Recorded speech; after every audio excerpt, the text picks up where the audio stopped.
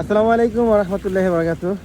দেখতেছেন বাংলাদেশের জনপ্রিয় কন্টেন্ট ক্রিয়েটর আরমান আহমেদ, আর দেখতেছেন আরেকজন বন্ধু। কবে আইছো ভাই এই দেশ থেকে?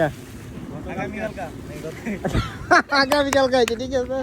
আর একজন আছে বিখ্যাত চিত্রকার, ঠিক আছে, একমাত্র মনীষী পানি। আর ওই পাশে একজন আছে খালি। আসসালামু আলাইকুম, কেমন আছেন? আমি অনেক ভালো আছি।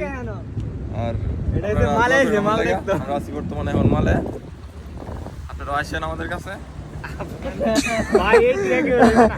ভাই এই যে প্রত্যাশাটা তার এটা একদমই ভুল, একদম ভুল। আমরা যাইছি ভাই এই জনের পা ধরছি, ভাই 50,000 টাকা দেন ভাই, 2 লক্ষ টাকা ঋণ দেন।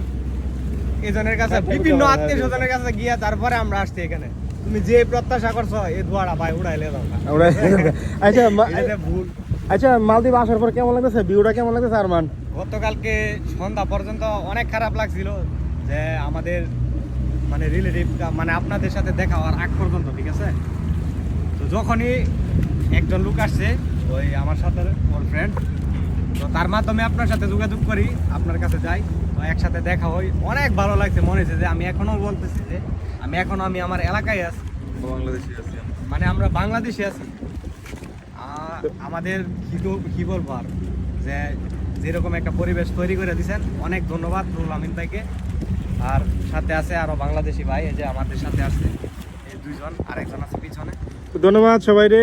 আসলে আমরা এখন বিদায় নিব। তো এই জায়গায় একটু আসছিলাম, আড্ডা দিতাম, বসছিলাম সাগর পাড়ে। খুবই খুবই খুবই একটা চমৎকার আবহাওয়া ছিল, বাতাস। ধন্যবাদ সবাই, ভালো থাকবেন, আল্লাহ হাফেজ।